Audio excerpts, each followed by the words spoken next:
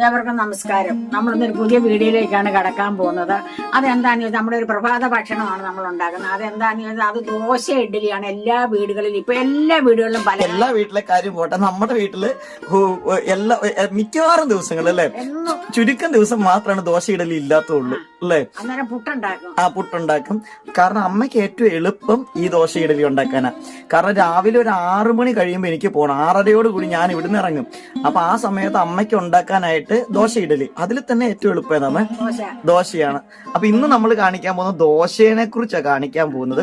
അപ്പൊ ഈ ദോശ അമ്മ കാണിക്കാനുള്ള ഒരു കാരണം എന്താന്ന് ചോദിച്ചു കഴിഞ്ഞിട്ടുണ്ടെങ്കിൽ, ദോശക്ക് നമ്മൾ പല രീതിയുണ്ട്. ഈ അരയ്ക്കുന്നതിലൊക്കെ നമ്മൾ നാളെ ഇഡ്ഡലി കാണിച്ചു, പക്ഷെ ഇഡ്ഡലിക്കും ദോശയ്ക്കും 2 അരവാണ്. അങ്ങനെയല്ലേ? അങ്ങനെ ഇഡ്ഡലിക്ക് അരയ്ക്കുന്ന അരവല്ല ദോശയ്ക്ക്, ദോശയ്ക്ക് അരയ്ക്കുന്ന അരവല്ല ഇഡ്ഡലിക്ക്. പിന്നെ വേറെ ഇതിന്റെ വെള്ളത്തിന്റെ ഇതിലും മാറ്റമുണ്ടല്ലോ, അതായത് കൂട്ടിന് കൊണ്ട് മാറ്റം. അപ്പൊ നമ്മൾ ഇന്ന് ഉണ്ടാക്കാൻ പോകുന്നത് ദോശയാണ് ഉണ്ടാക്കാൻ പോകുന്നത്. ദോശയ്ക്ക് അരി വെള്ളത്തിലിടുന്നത് എങ്ങനെയാണെന്ന്. അപ്പൊ ചിലരൊക്കെ അവർക്ക് ദോശ ഉണ്ടാക്കി കഴിഞ്ഞാൽ ഭയങ്കര പുളിയുണ്ട്, അല്ലെങ്കിൽ കല്ല് പോലെ ഇരിക്കുന്നുണ്ട്. പിന്നെ അരിയുടെ ഉണ്ട് കേട്ടോ. ചില പച്ചരിക്ക് അരച്ചു കഴിഞ്ഞാല് കല്ല് പോലെ ഇരിക്കുന്ന ദോശ. നല്ല പച്ചരി പല രീതിയിലുണ്ട് പച്ചരി. അപ്പൊ നമ്മൾ അങ്ങനെ ഇതാണ് നമ്മൾ ഇന്ന് ഉണ്ടാക്കാൻ. ശരിയാട്ടോ, ചില ആൾക്കാർ ദോശ ഇഡലിയൊക്കെ ഉണ്ടാക്കാനുണ്ട് കട്ടി അങ്ങ് കല്ല് പോലെ ആയിരിക്കും അരി. പിന്നെ അതുപോലെ ഉഴുന്ന്, അതിന് പാകത്തിന്റെ ഉഴുന്ന് ചേർക്കത്തില്ല. ഉഴുന്ന് കൂടിയാലും കുറഞ്ഞാലും പ്രശ്നം വരും അല്ലേ. അതിന്റെ കൃത്യ അളവിലിടണം. ഉഴുന്ന് വരിയും അതിന്റെ കൃത്യ അളവുണ്ട്. ആ അളവിന് ഉഴുന്ന് വരിയും ചേർത്തില്ലെങ്കിൽ ദോശ കല്ല് പോലെ ഇരിക്കും. ദോശ ഇരിക്കും, ഇഡലി ഇരിക്കും, മയം വരില്ല അല്ലെ. മയം വരാൻ വേണ്ടി ചിലപ്പോ ചിലര് ചോറ്, ചിലര് അവലരയ്ക്കും. ഇതൊന്നും ഞാൻ അരയ്ക്കാറില്ല. അവലും അരയ്ക്കൂല, ചോറും അരയ്ക്കൂല. ഞാൻ അരി ഉഴുന്നും മാത്രമാണ്. പക്ഷെ നമ്മൾ ഇന്നാള് ഇഡലി ഉണ്ടാക്കിയപ്പോ നമ്മൾ ചോറ് കൂടി ചേർക്കണ രീതി ചോറ് ചേർത്താൽ നല്ലതാ ഇഡലിക്ക് അല്ലെ. പക്ഷെ ദോശക്ക് ചോറ് ചേർക്കരുത് അല്ലെ. ദോശക്ക് ചോറ് വേണ്ട. വേറെ കുറച്ച് സാധനങ്ങൾ അതിന്റെ അകത്ത് ചേർക്കുകയും ചെയ്യും. അപ്പൊ നമ്മളതിന്റെ അളവ് കൃത്യമായിരിക്കണം. അരിയും ഉഴുന്നും കൃത്യം അളവായിരിക്കണം. നമ്മുടെ ഉഴുന്ന് ഇങ്ങനെ ഇരിപ്പുണ്ട് കേട്ടോ. നമ്മളിത് ഇങ്ങനെ ഉഴുന്ന് സത്യം പറഞ്ഞാൽ ഇങ്ങനെ ഉഴുന്ന് വാങ്ങിച്ച് ഇങ്ങനെ സ്റ്റോക്ക് ചെയ്ത് വെച്ചേക്കൂട്ടോ വീട്ടില്. എല്ലാ ദിവസവും വേണം. അപ്പൊ അതുകൊണ്ട് അത്യാവശ്യം എപ്പോഴും ഉഴുന്നുണ്ട് കേട്ടോ. പിന്നെ നമ്മുടെ അരി കാണിച്ചു തരാം കേട്ടോ. നല്ല പച്ചരിയാണ്. അപ്പൊ വേറൊരു കാര്യമുണ്ട്.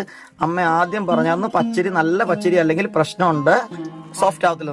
പക്ഷെ ഈ പച്ചരി അപ്പം ചിലർ വിചാരിക്കും നല്ല പച്ചരി വാങ്ങിക്കാനായിട്ട് ഇഡലി റൈസ് ഒക്കെ പോലത്തെ കടയിൽ നിന്ന് സൂപ്പർ മാർക്കറ്റിൽ നിന്നൊക്കെ വാങ്ങിക്കാൻ അരി വേണമെന്ന് വിചാരിക്കും. പക്ഷെ ഇത് അതൊന്നും അല്ല. ഇത് നമ്മുടെ സാധാ റേഷൻ കടയിലല്ലേ, റേഷൻ കടയിലെ പച്ചരി. പക്ഷെ അത് ചിലപ്പോ അത്ര സുമാറില്ലാത്ത അരിയും വരാം, നല്ല. അപ്പൊ അത് നോക്കി വേണം വാങ്ങിക്കാനായിട്ട്.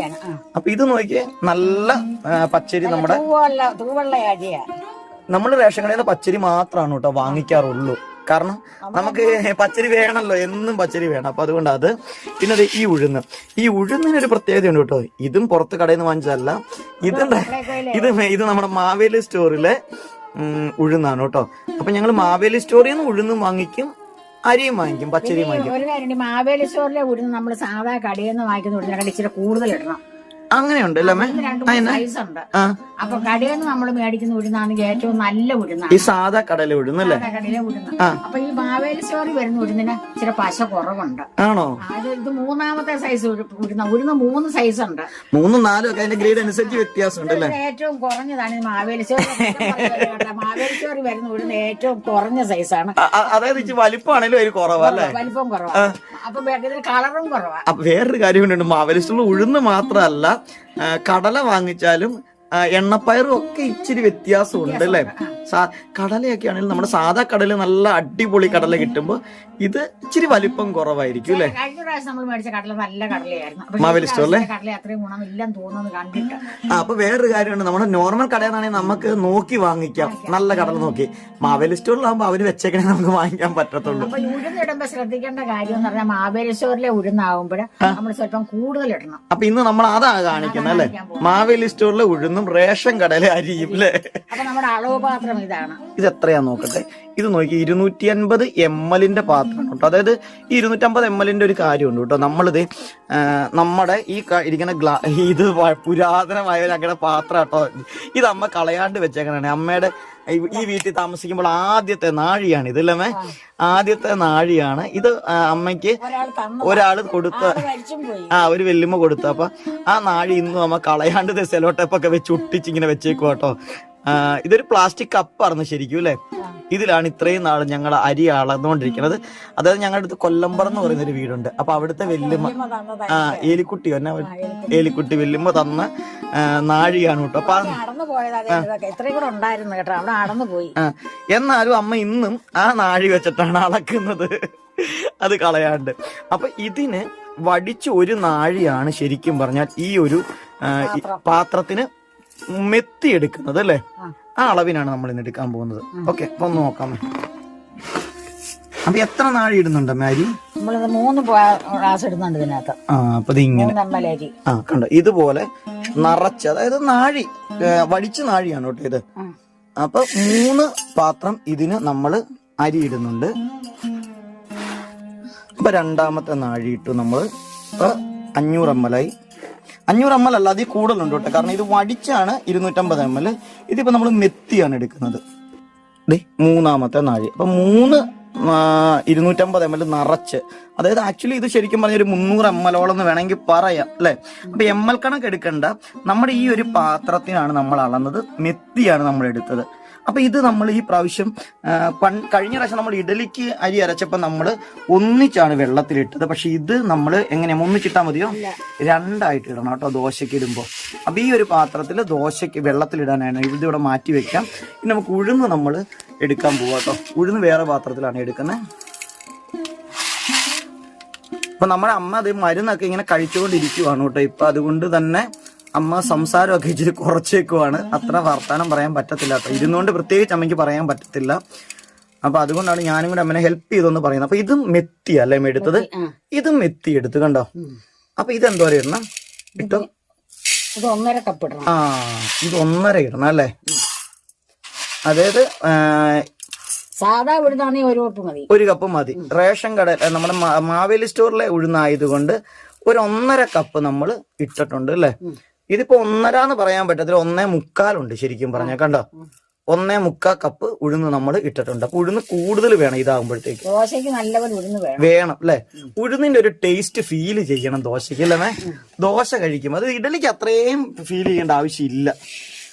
അപ്പൊ ഇതാണ് നമ്മുടെ ഉഴുന്നിട്ടത്. അപ്പൊ ഇത് ഒന്നും കൂടെ പറയാം. ഇത് 3 പാത്രം നിറച്ചിട്ടു. ഇത് അതേ പാത്രത്തിൽ തന്നെ 1.25 നമ്മൾ ഇട്ടിട്ടുണ്ട് കേട്ടോ ദോശയ്ക്ക്. ഇനി നമ്മൾ ഇതിന്റെ അകത്ത് ഇടാൻ പോകുന്ന മറ്റൊരു പ്രധാന സീക്രട്ട് ഇൻഗ്രീഡിയന്റ് ആണ് ഈ കാണുന്ന ഉലുവ. അപ്പൊ ഇതും കൂടെ നമ്മൾ ഇതിന്റെ കൂടെ ഇടും. ഇത് അരിയിലാണോ ഇടുന്നത്? അരിയിലാണ് ഇടുന്നത് അല്ലേ, ഉഴുന്നിലല്ല അല്ലെ? അപ്പൊ അരിയിലേക്ക് നമ്മളിത് ഉലുവയും കൂടി ഇട്ട് കൊടുക്കുവാണ്. ഇത്ര ഉലുവയും കൂടി ഇട്ടു. 1 ടീസ്പൂൺ അത്രയേ ഉള്ളൂ അല്ലെ? 1 ടീസ്പൂൺ ഉലുവയും കൂടെ നമ്മൾ ഇട്ടു. ഇഡലിക്ക് ആകുമ്പോഴേ ആവിക്ക് വേവുമ്പോഴേ ഒരിത് വരും. ഈ ഉലുവ ഇടുമ്പോഴേ ചുവകേട് വരും അല്ലേ? ചുവകേട് വരുമില്ല, എന്നാലും ഒരു രുചി വ്യത്യാസം വരും. പക്ഷെ ദോശയ്ക്ക് ആകുമ്പോഴേ ആവിക്കല്ലല്ലേ വേവുന്നത്, ഇത് അടുപ്പല്ലേ വേവ്. അപ്പൊ നല്ലൊരു ഫ്ലേവർ കിട്ടാനായിട്ട് നല്ലതാണ്, നല്ലൊരു ടേസ്റ്റും ഒരു മണമൊക്കെ കിട്ടാൻ നല്ലതാണ് ഉലുവ അല്ലെ? അപ്പൊ നമുക്കൊരു കാര്യം ചെയ്യാം. ഇനി ഇത് നമുക്ക് വെള്ളത്തിലിടാം. ഈ അരി ഉഴുന്ന് എടുക്കുമ്പോ തന്നെ നമ്മൾ എടുത്തു കഴിയുമ്പോ തന്നെ അത് അന്നേരം നമ്മളൊന്ന് കഴുകണം നല്ലപോലെ. 2-3 വെള്ളത്തിനകത്ത് ഇത് കഴുകി കളഞ്ഞിട്ട് വേണം. അതായത് ഇത് എടുക്കുമ്പോ കുതിർത്ത് വെക്കാനായിട്ട് വെറുതെ വെള്ളം ഒഴിച്ചങ്ങ് ഇട്ടാ പോരാ അല്ലേ? പോരാ. ഇത് ആദ്യമായിട്ട് നമ്മൾ കഴുകി നല്ല വൃത്തിയായിട്ട്, നമ്മൾ അരി എടുപ്പാടാൻ കഴുകുന്ന പോലെ നല്ല വൃത്തിയായിട്ട് 2-3 വെള്ളം കഴുകിയിട്ട് നമ്മൾ പിന്നെ വെള്ളം ഒഴിച്ചിടുന്നത്. പിന്നെ അതുപോലെ ഇത് കുതിരുന്നതിനൊരു കണക്കുണ്ട്. 8 മണിക്കൂറെങ്കിലും അരി ഉഴുന്നും വെള്ളത്തിൽ കിടന്ന് കുതിരണം. എങ്കിൽ വേണം ഇത് അരച്ചാലേ നല്ല മയമാവുള്ളൂ. ചിലർ ഉച്ച കഴിഞ്ഞൊക്കെ അരിയും ഉഴുന്നും വെള്ളത്തിലിടും. അങ്ങനെയൊക്കെ ഇട്ട് കഴിഞ്ഞാൽ ആ ദോശയ്ക്കൊന്നും വലിയ രുചിയില്ല. പക്ഷെ നമ്മളൊരു 8 മണിക്കൂർ കുതിർത്ത്. അപ്പൊ 8 മണിക്കൂർ കുതിരണം അല്ലേ? അങ്ങനെ നമ്മളിത് ഉഴുന്ന് കഴുകി നമ്മൾ വെള്ളത്തിലിട്ട് നല്ല തെളിഞ്ഞ വെള്ളത്തിൽ കണ്ട ഇതുപോലെ നന്നായിട്ട് കഴുകി തെളിഞ്ഞ വെള്ളത്തിലാണ് നമ്മൾ ഉഴുന്ന് വെള്ളത്തിലിട്ടിരിക്കുന്നത്. അതുപോലെ നമ്മുടെ അരിയും ഉലുവയും കൂടെ കഴുകിയതും ഇതുപോലെ തെളിഞ്ഞ വെള്ളത്തിൽ നമ്മൾ ഇട്ടിട്ടുണ്ട് കേട്ടോ. അപ്പൊ ഇനി ഇത് 8 മണിക്കൂർ ഇങ്ങനെ കിടന്ന് കുതിർന്നതിന് ശേഷം നമുക്കിത് അരയ്ക്കാം. അപ്പൊ നമ്മളിത് 8 മണിക്കൂർ വെള്ളത്തിലിട്ട് അരി ഉഴുന്നുവാണിത്. അപ്പൊ നമ്മൾ ഉഴുന്നൊന്ന് വാരി വെക്കാം. നമ്മൾ ഇനി അരയ്ക്കാൻ പോവാണ്. അപ്പൊ ഉഴുന്ന് നമ്മൾ വേറൊരു പാത്രത്തിലോട്ട് വാരി എടുക്കാം. ആ വെള്ളത്തിൽ നമ്മൾ എടുക്കുക അല്ലേ? നല്ല പോലെ കുതിർന്ന് നന്നായിട്ട് വീർത്ത് നന്നായിട്ട് വന്നിട്ടുണ്ട് അല്ലേ?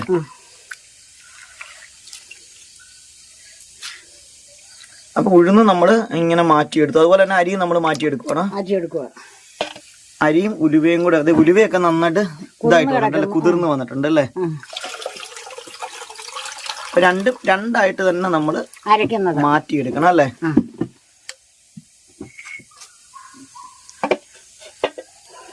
പണ്ടൊക്കെ ഇങ്ങനെയായിരുന്നു അരയ്ക്കുന്നത്. അരി ഉഴുന്നും വേറെ വേറെ കല്ലിൽ അതൊക്കെ അരയ്ക്കുന്നത് അങ്ങനെയായിരുന്നു.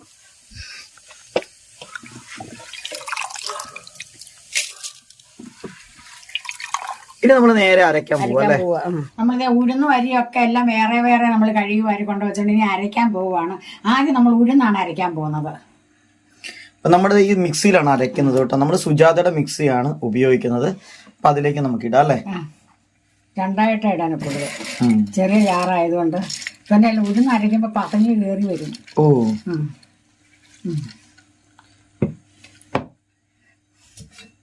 ഈ വെള്ളം കൂടി ഒഴിക്കണം അല്ലേ? ചിലര് കലക്കിയ വെള്ളം തന്നെ ഒഴിക്കും. പക്ഷെ നമ്മൾ അതല്ല ഒഴിക്കുന്നത്, നമ്മൾ വേറെ വെള്ളം ഒഴിക്കുന്നു അല്ലേ? നമുക്ക് ഇതൊന്ന് ആദ്യം അരച്ചിട്ട് നോക്കാം. അപ്പൊ ഉഴുന്ന് അരഞ്ഞിട്ടില്ല, നമുക്ക് ഒന്നുകൂടെ അരയ്ക്കാം. നമുക്ക് ഈ ഒരു രീതിയിൽ അരഞ്ഞെങ്കിൽ ഇത്രയും പോരാ അല്ലേ? നല്ല മയത്തിൽ അരയണം ഉഴുന്ന് അല്ലേ? അങ്ങനെ നമ്മുടെ ഒന്നാമത്തെ ജാറിലുള്ള നമ്മൾ അരച്ചെടുത്തു. ഒരു ജാർ ഇപ്പൊ നമ്മൾ അരച്ചിട്ടുണ്ട് ഉഴുന്നല്ലേ? ഇതിപ്പോ നല്ല മയത്തിൽ അരച്ചു. ഇനി നമ്മളിത് നമ്മുടെ ഈ വലിയ കലത്തിലേക്ക് നമ്മൾ ഒഴിച്ചു വെക്കാൻ പോവാ അല്ലേ? ഈ ഒരു പരുവത്തിന്. ഇഡലിക്കാണെങ്കിൽ കുറച്ച് അരവ് കുറവ് മതി അല്ലേ? അരിക്ക് ഇച്ചിരി തരിപ്പ് വേണം അല്ലേ? പക്ഷെ ദോശയ്ക്ക് അത് വേണ്ട. എത്രയും അരയുന്നു അത്രയും രുചിയാണ് ദോശയ്ക്ക്. ഏറ്റവും സോഫ്റ്റ് ആയിട്ട് അരയണ എത്രയും നല്ലത് അല്ലേ? അപ്പൊ ഇനി നമുക്ക് അടുത്ത ഉഴുന്നും കൂടെ നമുക്ക് വാരിയിട്ട് അരയ്ക്കാം. നമുക്ക് 2 തട്ടായിട്ട് നമുക്ക് അരച്ചെടുക്കാൻ പറ്റും അല്ലേ? നമ്മുടെ ജാറ് ചെറുതായിട്ടല്ലേ, ഒറ്റ ജാറ് അരയ്ക്കാനുള്ളത്. അല്ല, എന്നാലും മിക്കവാറും അരി അരയ്ക്കുന്ന ജാർ ഇത് തന്നെ എല്ലാവരുടെയും ജാറ്. അതിലാണ് നമ്മൾ അരയ്ക്കുന്നത്. 2 ജാറിൽ അരയ്ക്കാനുള്ളേ ഉള്ളൂ നമ്മുടെ അത്ര ഉഴുന്ന്. രണ്ടാമത്തെ ജാറിൽ നമ്മളിത് അരച്ചെടുത്തിട്ടുണ്ട് കേട്ടോ. അതും കൂടെ നമ്മളിത് ഒഴിച്ചു കൊടുക്കുകയാണ്. ഇനിയാണ് നമ്മൾ അരി അരയ്ക്കാൻ പോകുന്നത് അല്ലേ? നമ്മുടെ ഉഴുന്നിന് ശേഷം നമ്മൾ നേരെ ഇനി അരിയും ഉലുവായും കൂടെ മിക്സ് ചെയ്ത് വെച്ച് നമ്മൾ അരയ്ക്കാൻ പോവാണ്.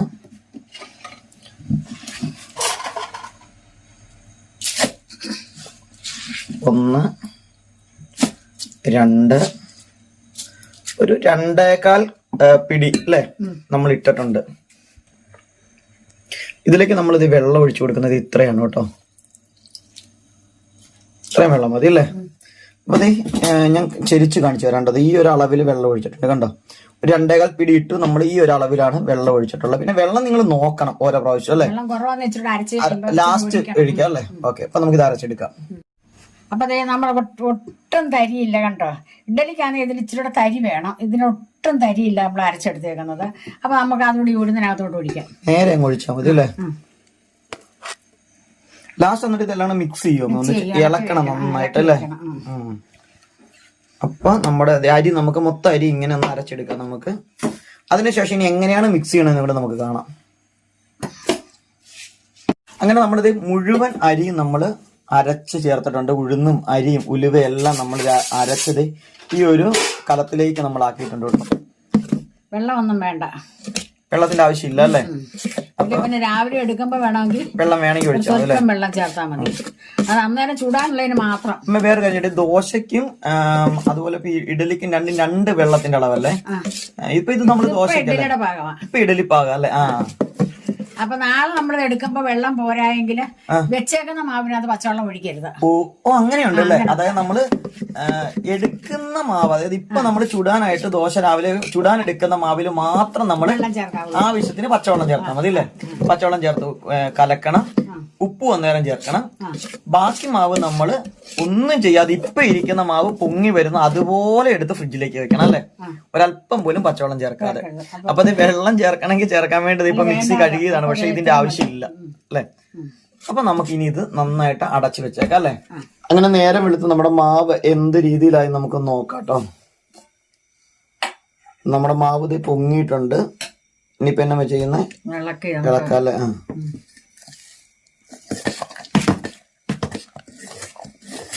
ഇത് ഇഡലിയുടെ പരുവത്തിലേക്ക് ഇരിക്കുന്നു അല്ലേ?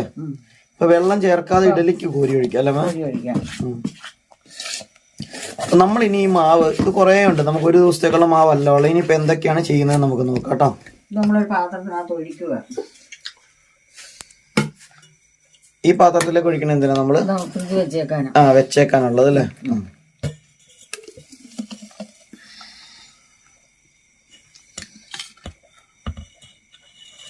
ഇത് നിറച്ച് വെക്കാൻ കുഴപ്പമൊന്നുമില്ല, ഇനി പൊങ്ങി പോകുന്നില്ല അല്ലേ?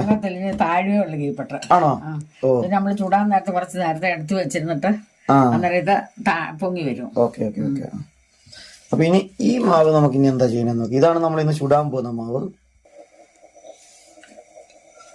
ഈ ടിന്നിൽ ഒഴിച്ചു വെക്കുന്നില്ല, ഇതും നമ്മള് ഫ്രിഡ്ജിൽ വെച്ചേക്കാനുള്ളതാണ് കേട്ടോ. അപ്പൊ നമുക്ക് ശരിക്കും നമ്മൾ ഒരു പ്രാവശ്യം മാവ് അരയ്ക്കുന്നത് നമുക്കൊരു 4 ദിവസത്തേക്കുള്ള മാവ് നമ്മൾ അരയ്ക്കുന്നത്. അത് ആഴ്ചയിൽ നമ്മൾ ഒരു 2 പ്രാവശ്യമൊക്കെയാണ് മാവ് അരയ്ക്കാറുള്ളൂ അല്ലേ. അപ്പൊ ഇത് രണ്ടും നമ്മൾ ഫ്രിഡ്ജിൽ വെക്കും കേട്ടോ. ഇനി ഈ മാവിൽ നിന്നാണ് നമ്മളിപ്പോ ഈ ചരുവത്തിലിരിക്കുന്നതാണ് നമ്മളിപ്പോ ദോശ ചുടാനായിട്ട് എടുക്കാൻ പോകുന്നത്. ഇത്രയും മതി നമുക്ക് ഇന്ന് ദോശക്ക് വെക്കണ്ട, ഇത്രയും കുറച്ച് മതി. അപ്പൊ നമ്മുടെ വീട്ടിൽ വർഷങ്ങളായിട്ട് നമ്മൾ ഇങ്ങനെ മാവ് എടുത്ത് വെക്കുന്നതാണ്. എല്ലാ ദിവസവും ഇവിടെ ദോശയുണ്ട്, രാത്രിയിലും പകലും എപ്പോ വേണേലും ദോശ ഉണ്ടാക്കാവുന്ന അങ്ങനെ എന്നും നമ്മുടെ ഫ്രിഡ്ജിൽ മാവ് നമ്മൾ അരച്ച് വെക്കാറുണ്ട് കേട്ടോ.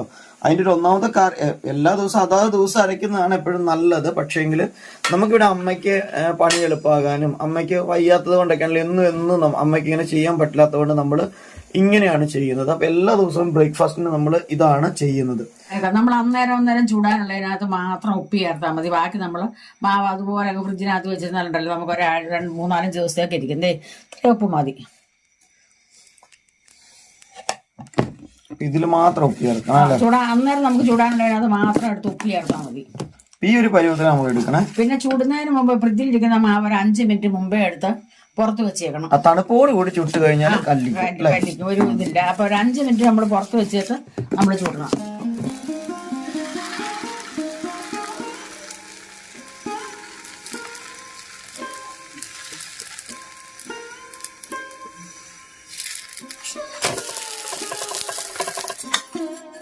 അപ്പൊ ഇതാണ് നമ്മുടെ ദോശ കണ്ടോ. അപ്പൊ ഞാൻ ജസ്റ്റ് നമുക്കൊന്ന് മുറിച്ച് കാണിച്ചു തരാം കേട്ടോ. നല്ല സോഫ്റ്റ് എന്ന് പറഞ്ഞാൽ നല്ല സോഫ്റ്റ് ആണ് കേട്ടോ. കണ്ടില്ലേ, നല്ല സോഫ്റ്റ് ആയിട്ടുള്ള ദോശയാണ്, നല്ല ചൂടോട് കൂടിയുള്ള കണ്ടോ.